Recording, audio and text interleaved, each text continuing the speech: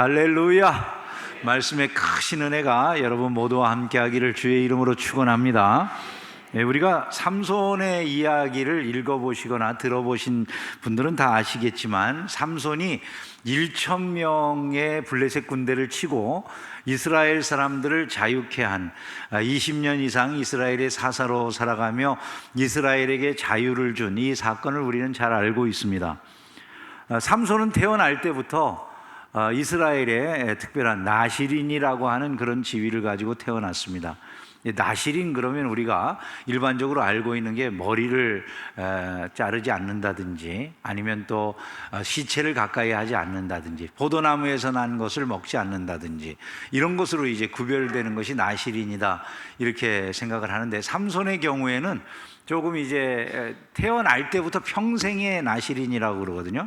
근데 우리가 알고 있는 그 세 가지 나시린의 규례라고 하는 것은 성경을 여러분들이 찾아서 읽어보시면 신명기서에 나와 있는 그 내용 자체가 사실은 일정한 기간 동안을 자신을 하나님 앞에 구별해서 드리는 사람들에게 요구되는 나시린의 그 삶의 요구들인 거예요.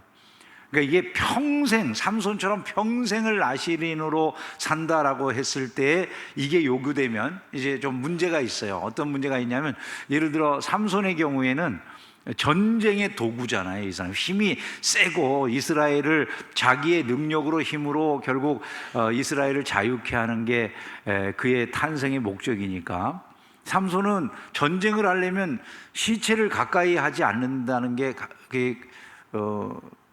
부당한 얘기가 되죠, 그죠? 블레셋 사람하고 싸우는데 시체를 어떻게 가까이 안 하죠? 싸워서 죽이면 늘 시체가 가까이 있는 거잖아요. 지금도 사람들이 설교할 때 흥미로운 것은, 삼손이 나귀터뼈로 1,000명을 죽인 것은 이게 하나님의 은혜라고 이야기를 할 때가 있어요, 그죠?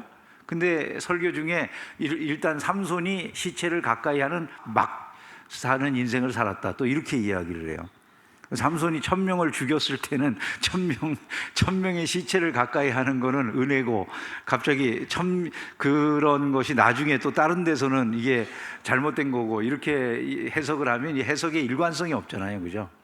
그러니까 이게 삼손이 나시린이라고 불리웠다는 건 좀 다른 의미가 있지 않느냐, 이런 생각을 해볼 수 있어야죠. 이 요셉의 경우에도 나시린, 나찌르라고 하는 이름으로 불리운 적이 있어요. 요셉을 부를 때 그것은 왕자, 프린스라든지 뭐 이런 의미로 부르는 거예요, 그게. 그러니까 이 지금 삼손을 나시린이라고 하는 것도 이스라엘의 왕과 같은 인물, 이런 인물로 탄생했다라고 하는 것을 의미하는 것으로 볼 수도 있는 거다, 이런 생각을 우리가 할 수 있어야 되죠. 어쨌든 그가 태어나서 자라는 동안에 하나님이 그에게 복을 주세요. 그 아이가 자라매 여호와께서 그에게 복을 주셨다 그러고, 이제 그가 사명을 감당할 만한 나이가 되니까 성령이 그를 움직이기 시작하셨다는 거죠. 소라와 에스다올 사이 마하네단에서 여호와의 영이 그를 움직이기 시작하셨더라, 이렇게 말씀해요. 즉 삼손이 뭔가 나라를 위한 일을 하기 시작한 것은 삼손이 자의적으로 내가 생각해서 움직인 게 아니라 여호와의 영이 그를 움직이기 시작함으로 일어난 일이었다라고 성경이 진술한다는 것이죠. 그래서 삼손이 내려간 곳이 딥나라는 곳이었는데, 딥나에서 블레셋 여자를 마음에 들어가지고 그와 결혼하겠다고 해요. 그랬더니 부모님들이 반대를 하는 거예요. 야, 이스라엘에도 사람이 많은데, 여자들이 많은데 왜 하필이면 이방인과 결혼을 하느냐고 말리니까 삼손이 이렇게 말합니다. 내가 그 여자를 좋아하니까 나를 위해서 그 여자 데려오세요. 그리고 이제 이야기하는 거예요. 삼손이 그저 눈이 먼 그냥 여자에게 미쳐가지고 산 인간이다, 이렇게 이제 해석될 수 있는 그런 구절이 될 수 있는데, 문제는 뭐냐 하면 그 다음에 이런 말씀이 나온다는 거예요. 그때 블레셋 사람이 이스라엘을 다스린 까닭에 삼손이 틈을 타서 블레셋 사람을 치려 함이었으나, 14장 4절입니다. 그의 부모는 이 일이 여호와께로부터 나온 것인 줄을 알지 못하였더라, 이렇게 되어 있어요. 성경 자체에서 진술하고 있는 내용을 우리가 살펴보면 그 일 자체가 누구로부터 나왔다고 그럽니까? 여호와께로부터 나온 것이었다, 이렇게 말씀하고 있는 것이죠. 즉 삼손이 그 일을 고집한 것을 그의 부모님들은 모르니까 말렸지만 이 모든 것을 통해 가지고 하나님이 블레셋 사람을 치려고 하시는 하나님의 뜻을 이루려고 행하신 것이었다, 이렇게 말할 수가 있는 거죠. 그리고 실제로 그런 일이 이루어지게 되는데 딥나 여자하고 결혼하는 과정에서 수수께끼를 내게 되죠. 그 수수께끼는 삼손이 우연히 만난 사자를 죽였는데 그 사자가 이제 다 살이 뜯겨나가고 뼈다구만 앙상하게 남아있는 상황에서 이게 가진 줄로 한 그런 그 벌떼가 거기에다가 벌꿀집을 만들어 놨고 그 벌꿀을 먹게 된 이 삼손이 그걸 가지고서 수수께끼를 만들어서 냈는데 이제 블레셋 사람들이 그 삼손의 아내가 된 딥나 여자를 위협하고 그 집안 사람들을 위협해가지고 그 해답을 알아내고 삼손에게 그 대답을 하니까 삼손이 너희들이 내 그 암소를 밭갈지 않았다면 이런 식의 일은 일어날 수 없어. 그러고서 가가지고 블레셋 사람들을 쳐 죽이고 그들의 것을 약탈해다가 자기가 내기를 한 것을 주는 거예요. 결국 이제 블레셋 사람들과 갈등이 벌어지기 시작하는데 이 일로 삼손은 자기 이제 집으로 돌아가 버리고 그 사이에 이 블레셋 아내였던 딥나 여자는 장인이 다른 사람에게 시집을 보내버리고 이제 돌아가서 삼손이 보니까 아내가 없어진 이런 상황을 보게 된 거죠.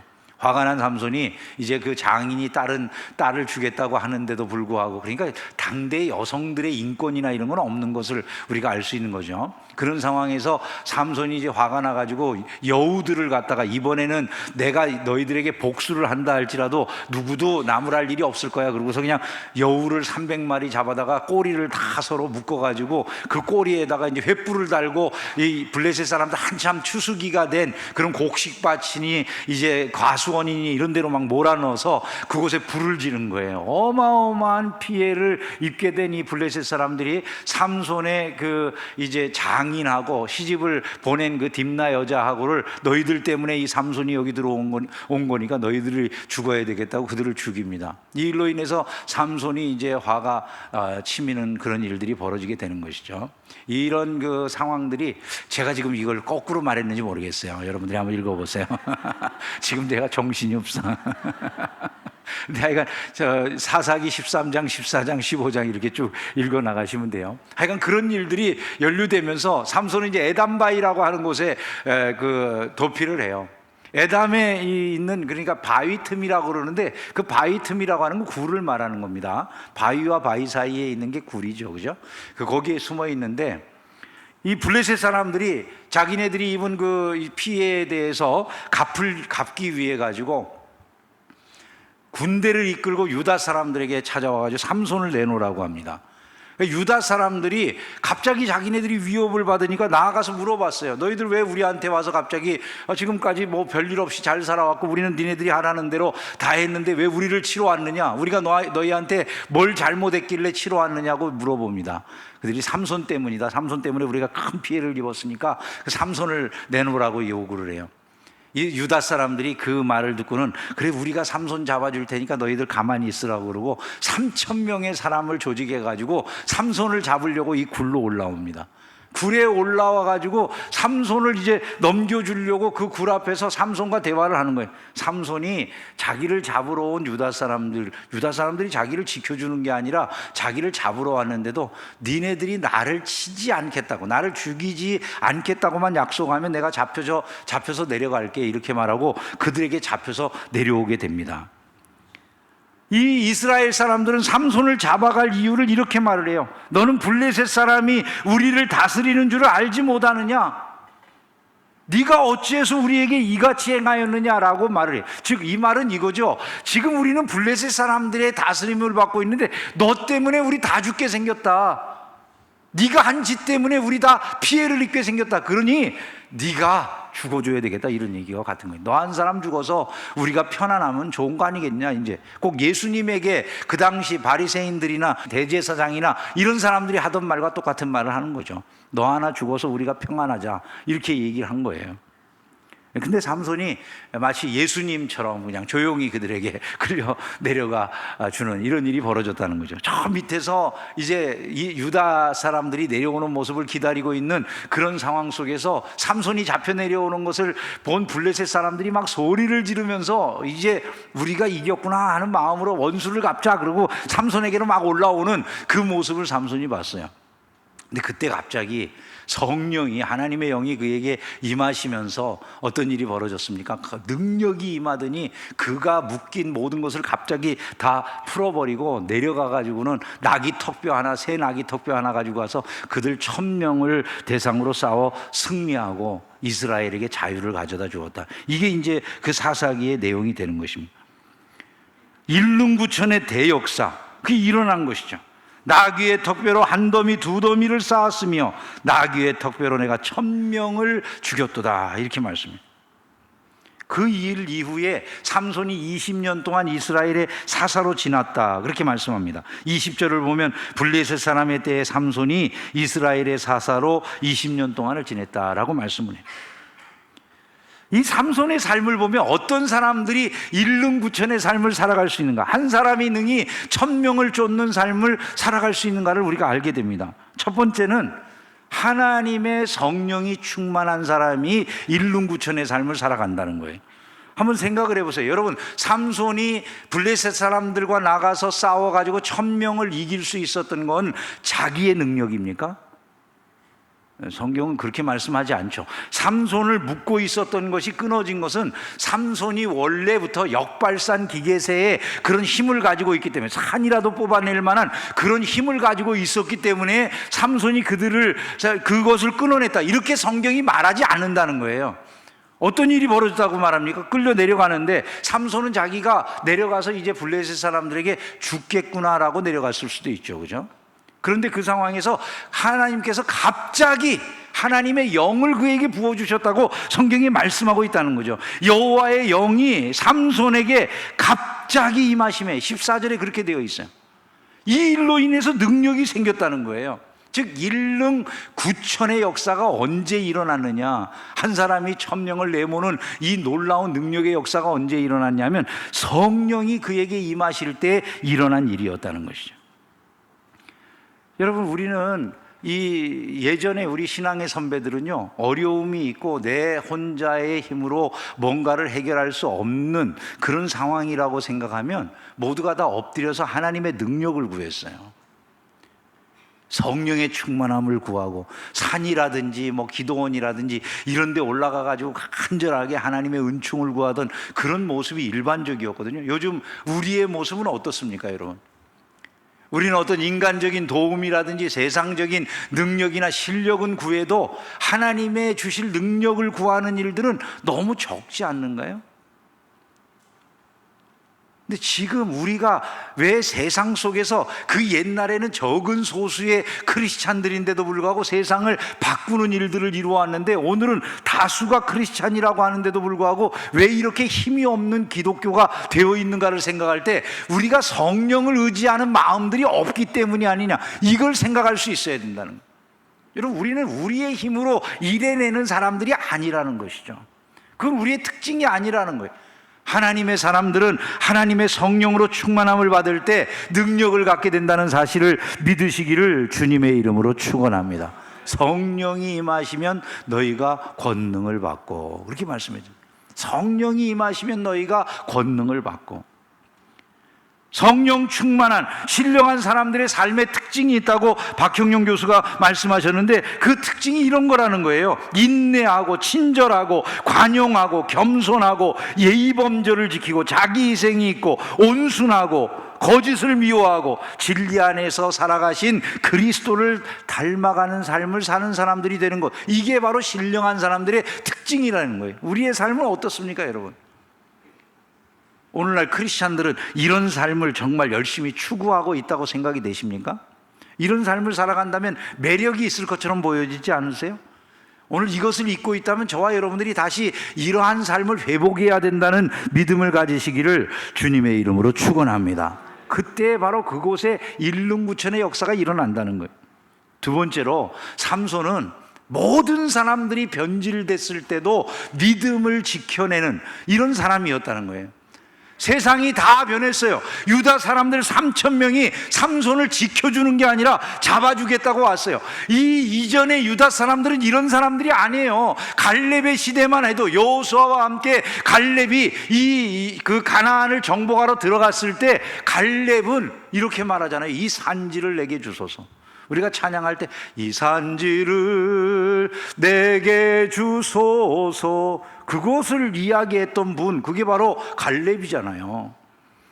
그 후손들이 유다 사람들인 거예요. 갈렙 때만 해도 이 땅은 하나님이 우리에게 주신 땅이야, 이 땅을 우리가 차지할 수 있어, 대적을 물리치러 저 산 위에 있는 대적이라도 우리가 정복하러 나가겠다라고 이렇게 생각했던 사람들, 그 용기 있던 이 이스라엘 사람들이 지금, 아니 삼손이 어려움을 겪고 죽게 생겼는데 블레셋 사람들의 편에 다 서가지고 블레셋 사람이 우리를 다스리는 줄을 알지 못하느냐 하면서 그를 잡아주러 왔다는 거죠. 3,000명이 삼손을 지켜줘도 이게 문제가 될 것 같은데, 세상에 다 잡아주려고 쫓아와가지고는 블레셋 사람이 우리를 다스리는 줄을 알지 못하니, 여러분 믿음이 남아 있습니까 없습니까? 아무에게도 믿음이 남아있지 않는 변해버린 세상의 모습을 하고 있는데, 삼손은 혼자서라도 하나님께서 맡겨주신 이스라엘을 자유케 할 이 구원의 싸움, 자유의 싸움을 하기 위해 홀로 나서고 있다라고 하는 것을 보여주는 거라는 거죠. 즉 나 혼자 남아있어도 믿음을 변개치 아니한다는 거예요. 오늘 우리는 세상의 눈치를 보는 사람들입니까? 믿음을 지키는 사람들입니까? 요즘 청문회를 보다가 제가 그 안창호 전 그 헌법재판소 재판관이셨던 안창호 장로님 아주 곤궁에 처한 모습을 자주 보면서 얼마나 마음이 안타까운지 모르겠어요. 그분이 말하는 게 뭡니까? 차별금지법 반대한다는 얘기하고, 그분이 말하는 게 보니까 뭐 창조론 같은 거 이야기하고 그러시더라고요. 창조론이 옳다고 생각한다고. 여러분, 기독교에서 고백하는 신앙관을 그분이 이야기할 뿐인데 벌떼같이 국회의원들이 공격을 합니다. 당신 목사를 하지 왜 여기 와 있냐고. 그러면 기독교인은 앞으로 절대로 인권위원장은 못하라는 얘기입니까? 그럼 다른 종교를 믿는 사람들도 다 종교 때문에 공격받아야 됩니까? 신앙관을 가지고서 이야기한다는 건 말이 안 되는 얘기인 거예요. 인권의 이야기를 할 때 인권 문제에 이 사람이 인권 문제를 옹호할 만한 그런 정당한 그 지금까지의 모든 행적이 있느냐, 이런 것을 따지면서 이분이 인권을 갖다가 옹호하지 않은 사람이다라고 하면 그걸 문제를 삼아야지. 신앙관을 자꾸 문제를 삼으면 이 땅에 종교의 자유가 없습니까? 그럼 내 종교 안에서 내가 믿는 종교를 내가 내세우면 무조건 다 비토당하는 게 그게 자유가 있는 사회입니까? 우리 사회가 이상해졌어요, 여러분. 여러분, 내가 가지고 있는 신앙 안에서 얼마든지 나의 도덕적인 관점이나 이런 걸 이야기할 수 있어야 돼요. 기독교인이 내 신앙 고백상 나는 동성애를 옹호할 수 없습니다라고 말하는 그것이 내가 법을 집행하는데 부당한 것이 된다면 기독교인들은 다 이 땅을 떠나야 될 것입니다. 근데 목사의 아들이라고 하는 위치에서 국회의원이 된 자들도 다 이분을 공격을 해요. 다 자기 당의 위치에 따라서. 여러분, 이게 정상적인 모습이 아닙니다. 정상적인 모습이 아니에요. 우리 사회가 이상해진 것 같아요. 모두가 변해버려도 나 혼자라도 굳건하게 하나님 말씀 위에 서야 되겠다, 이런 의식을 갖는 것은요 너무나도 중요한 일이에요. 그런 것은요. 오늘 우리 안에 이런 신앙이 있게 되기를 주님의 이름으로 축원합니다. 모두가 변해버려도, 세상 흔들리고 세상이 다 변해도 나는 주를 섬길 것이다. 모든 사람들이 어떠한 방식으로 믿음을 공격한다 할지라도 그 속에서 나는 주님을 따를 것이다. 이런 믿음의 마음들이 저와 여러분 안에 있기를 주의 이름으로 축원합니다. 그런 사람들이 결국 능히 1,000명을 몰아내는 힘과 능력을 하나님의 은혜로 말미암아 갖게 된다는 것이죠.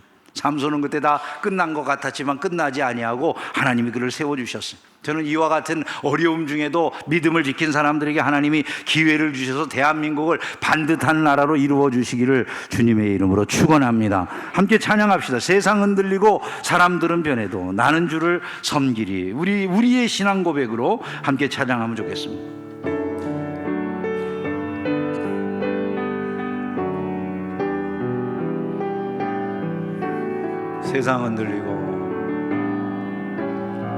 세상은 들리고 사람들은 변하여도 나는 주를 섬기리.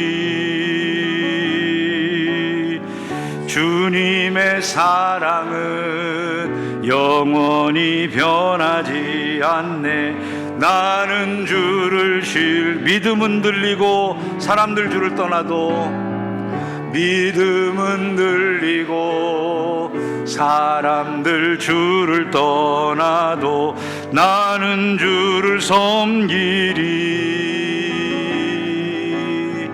주님의 나라는 영원히 쇠하지 않네. 나는 주를 신뢰해. 오직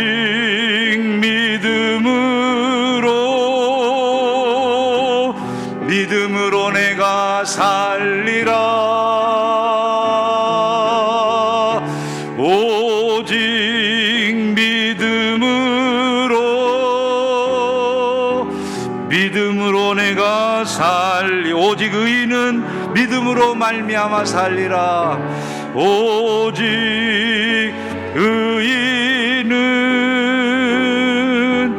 믿음으로 말미암아 살리라. 오직 의인은 믿음으로 말미암아 살리라. 아멘. 마지막으로 한 가지 더 말씀을 드리면요, 그는 하나님의 백성을 자기의 생명을 다해 사랑했다는 거예요. 하나님의 백성을 자기 생명을 다해 사랑해. 너희들이 나를 치지 않겠다고 약속해라. 블레셋 사람들을 나아가면 그토록 많이 한꺼번에 치고 죽일 수 있는 능력, 역량을 가진 사람들.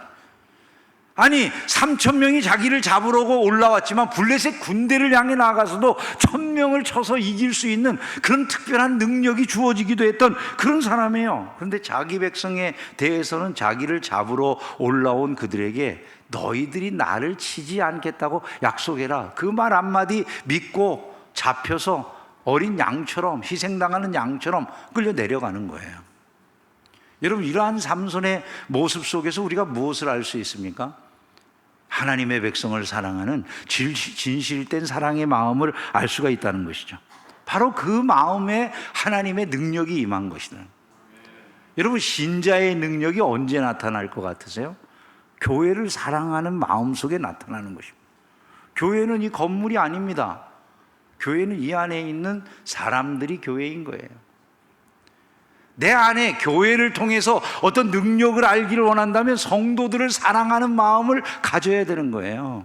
기본적으로 내가 내 곁에 있는 성도들, 형제들, 자매들을 사랑할 수 없는 마음이라면 내 안에 어떤 그리스도의 능력, 하나님의 주시는 은혜의 역사, 이런 것들을 경험하기는 쉬운 게 아니라는 것이죠. 저와 여러분 안에 그러한 마음이 가득 찰 때 우리는 하나님의 특별한 은혜의 역사에 쓰임을 받게 된다는 믿음을 가지시기를 주님의 이름으로 축원합니다. 성경은 분명히 우리에게 말씀합니다. 내 계명은 곧 내가 너희를 사랑한 것 같이 너희도 서로 사랑하라, 이것이라고 말씀하셨어요. 요한일서 2장에 보면은 그 형제를 미워하는 자는 지금까지 어둠에 있는 자라고 말씀을 합니다. 뿐만 아니라 요한일서 3장 11절 이하에 보면 우리는 서로 사랑할지니 이는 너희가 처음부터 들은 소식이라. 가인과 같이 하지 말라. 그는 악한 자로서 악한 자에게 속하여 그 아우를 죽였다라고 말씀을 했어요. 요한일서 4장에도 사랑하는 자들아 우리가 서로 사랑하자, 사랑은 하나님께 속한 것이라고 말씀하면서 사랑하는 자들이 하나님께로부터 나서 하나님을 아는 자들이라고 말씀을 하고 있습니다. 여러분, 우리에게 요구되는 삶은 바로 이와 같은 삶이라는 것을 잊지 않기를 주님의 이름으로 축원합니다. 제가 이런 글을 읽어봤는데 어디서 읽었는지는 잘 생각 안 나지만 사랑이 아닌 것들을 대체할 때마다 세상이 크게 변화되었다는 거예요. 예수님의 사랑이 없는 세상 속에 와서 그 세상을 사랑으로 대체하셨을 때 그 세상이 변화를 받은 것이죠. 스데반과 같은 분들의 그 세상을 향한 사랑이 그렇게 거친 세상 속에 들어와 가지고 그 세상을 덮었을 때 세상의 변화가 바울과 같은 이들의 변화가 일어나는 것 아니겠어요? 오늘 우리의 삶에서 이런 것들이 요구되고 있고 그것을 통해서 우리는 위대한 일들을 이루어낸다는 사실을 믿어야 될 것입니다. 말씀을 정리하겠습니다. 삼손과 같이 일릉부천의 삶을 살아가는 신자들이 되기를 주의 이름으로 축원합니다. 그러기 위해서는 우리는 삼손처럼 성령의 충만함을 받아야 되고, 우리가 삼손처럼 세상이 다 변해도 우리의 믿음이 변하지 않는 사람들이 되어야 되고, 또한 우리가 이 세상에서 형제를 사랑하는, 교회를 사랑하는 이런 마음을 유지할 줄 알 때 하나님께서 우리에게 그런 은혜를 주실 것이다, 이런 믿음을 가져야 될 것입니다. 일릉부천의 삶을 살아야 되는 이유는 너무나도 분명한 것이죠. 그것을 통해서 많은 사람들을 유익해 하고 하나님의 영광을 드러내며 사명의 삶을 완수해낼 수 있기 때문인 것입니다. 날마다 그와 같은 것을 사모하며 나아가시는 가운데 여러분을 통해서 하나님이 기뻐하실 많은 열매가 맺게 되기를 주의 이름으로 축원합니다.